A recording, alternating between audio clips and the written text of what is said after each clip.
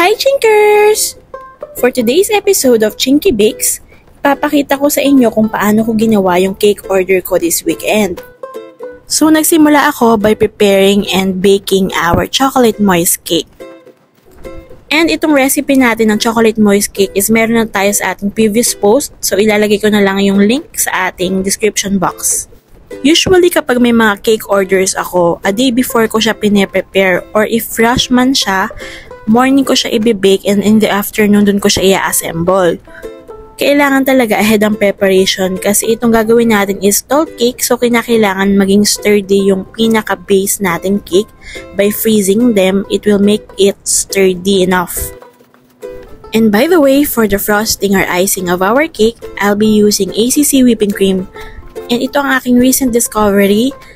And so far, I'm using this for almost 2 months na, and what I like about this product is super sarap niya, as in para siyang ice cream yung lasa and wala siyang halong aftertaste. And at the same time, stable yung icing. It can withstand yung hot weather natin here in the Philippines. And also, kapag ina-apply na siya sa ating cake is smooth, very smooth siyang i-apply sa ating cakes. And disclaimer, hindi ito sponsored. Nagustuhan ko lang talaga yung ating ACC whipped cream. And sa mga magtatanong kung magkano ko ito nabili, around 300 pesos ko ito nabili, mga 280 ganun. And that is for 1 kilogram per pack. And another thing, ang pinakagusto ko talaga dito sa ating ACC whipped cream is super dali lang niyang i-prepare. It will just take less than 10 minutes to prepare, and meron ka ng icing for your cake.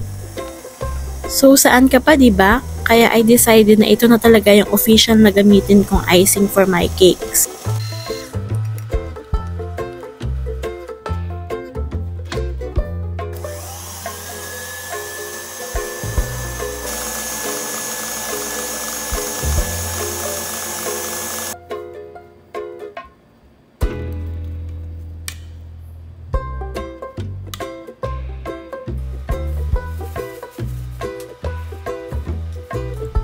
At this point, magsisimula na tayo mag-assemble ng ating cake. So first things first, gagamit tayo ng glucose na magsisilbing pandikit natin ng ating cake sa ating cake drum. Aside from glucose, pwede rin tayong gumamit ng chocolate ganache. And as you can see, nagpipe ako ng whipped cream on the corner of the cake bago natin ilagay yung desired filling na chocolate ganache. In that way, ma-ensure natin na hindi mag-ooze out or lalabas yung filling sa ating cake. Lalo na kung gagamit kayo ng medyo runny consistency of filling, like yung mga fruit jams or marmalade. So iyon, ganito lang ang technique para hindi siya mag-ooze out sa ating cake. And kung napapansin nyo, medyo tall ang gagawin nating cake for today.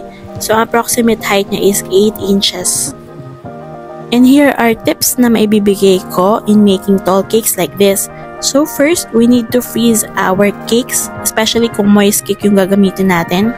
We need to freeze them first para mas maging sturdy yung ating cake and hindi maging wobbly once i-assemble na natin ang ating cake.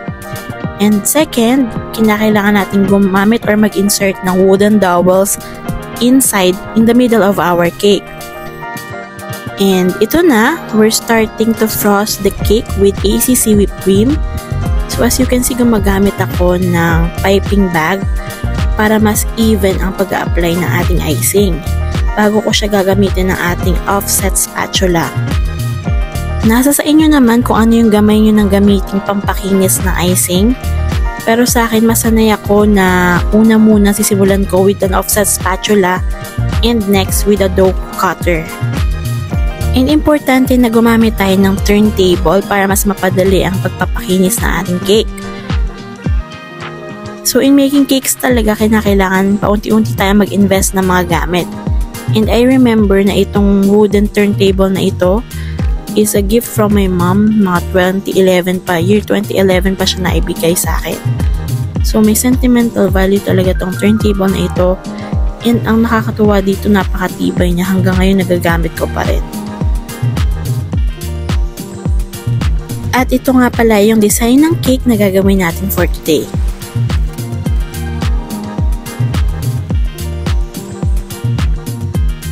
And after frosting our cake, ito na siya. So as you can see, super reddish. Kaya I decided naman, at the end of the video makikita nyo, I made certain tweaks on the cake.